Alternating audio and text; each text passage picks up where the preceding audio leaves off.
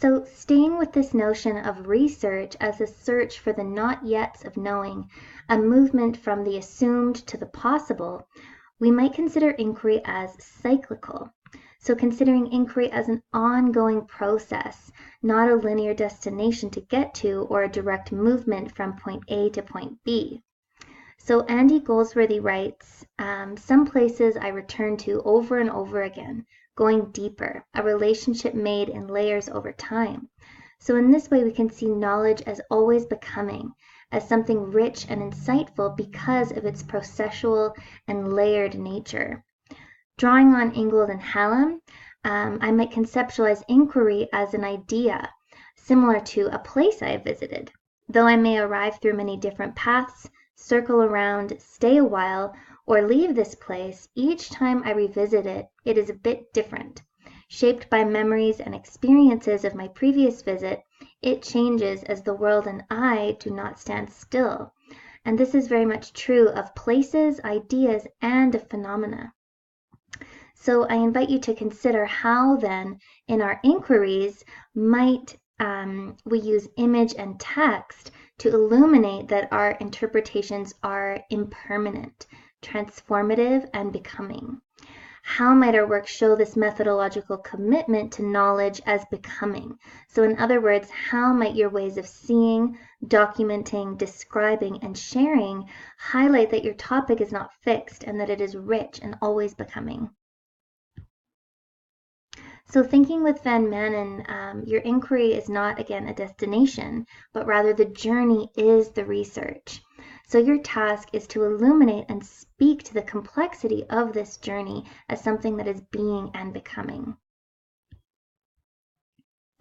So living inquiry is a living practice of researching, of teaching, and creating creative action that attends to divergent ways of being.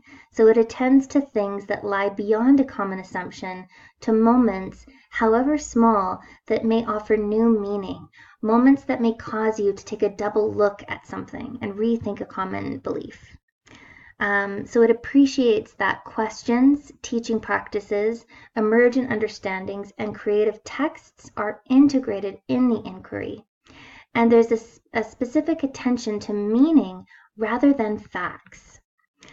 And also a sense of being immersed in the questions. As we discussed earlier in this PowerPoint, the researcher in this lens is not separate from but intimately connected to the research and the phenomenon.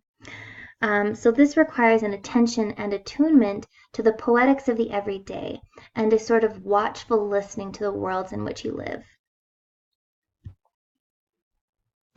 So this week you read a short section at the end of the Encounters with Materials catalog by Sylvia Kind called Acts of Noticing. She speaks to what Anna Singh calls the serious work of noticing. So Singh writes in detail in other places about the art of noticing as a way of attuning to small moments that may fall outside of the dominant regimes of progress and common thought, to the minute detail of things that when seen in relation can enliven an imagination towards something as otherwise, something unfamiliar, toward something more possible. So your portfolio entries and inquiries will very much be taking up this act or art of noticing as an opportunity to pause and consider the processes and orientations of paying attention and to consider what noticing does and what is produced by noticing. So noticing is intimately related to research as a lived inquiry. Living inquiry requires paying attention to how things are lived. So it very much requires a sort of lingering with, a listening to, generating attunement, and cultivating rich descriptions and crafting stories that speak to the details of a particular lived moment. So cultivating interpretive insights where the researcher is in relation to a phenomenon, where she's proposing new ways of seeing and making sense, where she's noticing emerging themes, how these themes come together to create particular concepts or plump ideas and generative knots where things and themes seem to gather together to provoke something rich to delve into. I think it's Maggie McClure that refers to this as sort of a moment that glitters, something that's particularly rich that calls your attention. Thinking with poetic insights and a sense of the essence of things, rather than naming specifically what a thing is, but more so tuning to the essence of the thingness of the thing. So in the week 3 forum called The Art of Noticing, I invite you to respond to these questions and engage in some dialogue this week. So the questions are, what might be the purpose of the word art as an adjective for noticing? Why an art of noticing? What is significant about the use of art in describing the act of noticing? And what does the word art do here? Why is it significant, and what changes when noticing becomes artful?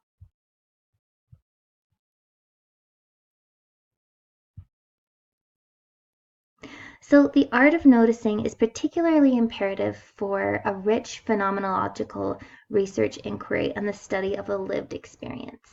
So phenomenology concerns itself with how something is lived, the experience of it, how it is that it becomes meaningful. And it wonders how specifically children, in this context, experience a situation. So the goal is creating an interpretive account of a search for understanding. So it requires an ability to be reflective, insightful, sensitive to language, and constantly open to experience. So there's very much an attitude that's attached to a phenomenological inquiry. It's interested in felt meaning, in the whatness and thatness of something, as I mentioned before. So a supplemental reading this week is a piece from the Material Encounters book, which I think speaks very well to this ability to the whatness and thingness and thatness of a particular something, and what it's like to intimately know, in this case, fabric as a material, as it's moving in its temporalities and its rhythms with a poetic sense. So if you like, you can absolutely read the fabrics chapter in the Material Encounters book, because I think it really speaks to this essence, this poetic essence of a phenomenon. So hermeneutic phenomenological research tries to explicate meaning that in some sense are implicit in our actions. So we know things through our bodies, through our relations with others, and through interactions with things in the world. So phenomenological research really attends to these moments and the structures of meaning that exist within these moments that perhaps go unnoticed. So it attends to the movements, bodied knowing, enactments, interrelationships, and encounters. And as Ingold writes, that to know a material, you must learn its movements. And I think this is very much enacted in the supplementary reading of the Fabrics chapter.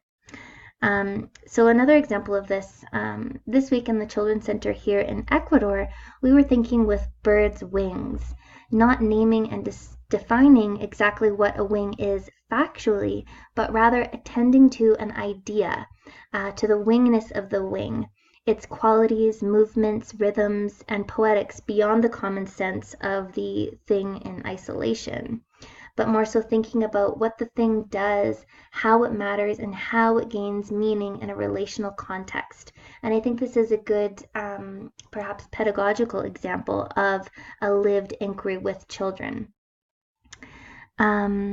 So it's very much, it's not a reproduction of or representation of what is already known. We're not making a list of things that we know about wings already, or things that are common assumptions. It's much more than a description of the way things are.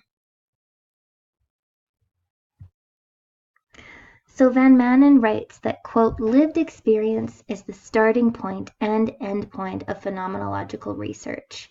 The aim of phenomenology is to transform lived experience into a textual expression of its essence, in such a way that the effect of the text is at once reflexive, reliving, and a reflective appropriation of something meaningful, a notion by which the reader is powerfully animated in his or her own lived experience.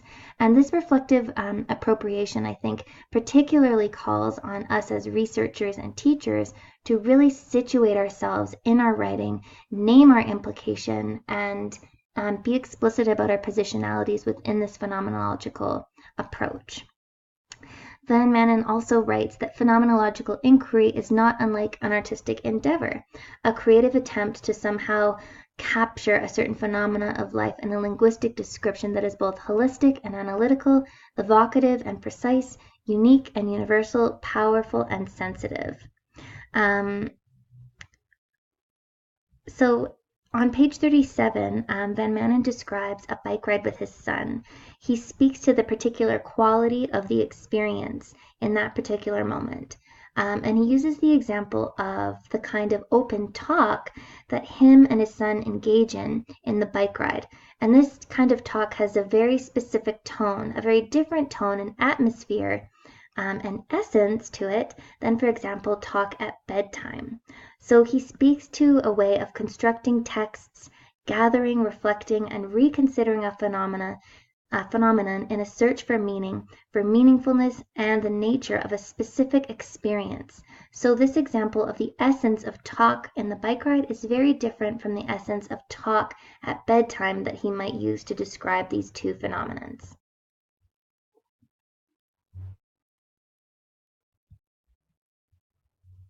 So this is why phenomenological inquiry must be very specific. You'll need to closely attend to the minute details of how something is, how it got to be, and how it becomes in that particular context and moment. So Van Manen writes, quote, that it's not enough simply to recall experience. Instead, I must recall the experience in such a way that the essential aspects, the meaning structures of this experience as lived through, are brought back, as it were, in such a way that we recognize the description as a possible experience, which means as a possible interpretation of that experience. This then is the task of phenomenological research and writing, to construct a possible interpretation of the nature of a certain human experience. And I think a key word here is possible, as we're saying that this is not the interpretation, but only a interpretation. So the aim is to evoke understandings through language, and language that is compelling and insightful. And I think the use of language is very crucial here in these inquiries. For example, the language that I would use to describe an experience with fabric is very different than the language I'd use to describe stone or rocks, for example. The language must be specific to this experience. So in this case, with fabric, I might use language such as tangling, wrapping, swaddling, raveling, unraveling, knotting. The poetics of the language must enhance the telling of the experience. So therefore, in phenomenological writing, language must be highly intentional. And I think this quote from Carl Lego particularly speaks to the impact of writing and language in our everyday worlds, and especially in phenomenological writing. He writes, "As a poet, I live with the foundational understanding that the world is both revealed and constituted in words. As human beings, we are born into language. As human beings, we are born up by language. In our language use, we are constantly shaped, informed, and defined, and we are constantly shaping, informing, and defining. We are the words we speak, write, think, hear, read, dance, play, dance, breathe. We speak, write, think, hear, read, sing, play, dance, and breathe ourselves into being and becoming." And I think this really speaks to the essence of language, not only as a communicative device or tool for communication, but also how language creates worlds. So phenomenological orientation to interpretation and language is a tone of research and of teaching. It's very pedagogical in nature. And there are important connections to make here with your everyday practice. So Van Manen writes that pedagogy requires a phenomenological sensitivity to lived experiences, children's realities and life worlds.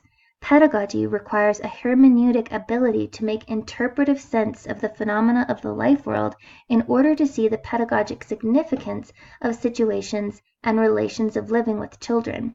And pedagogy requires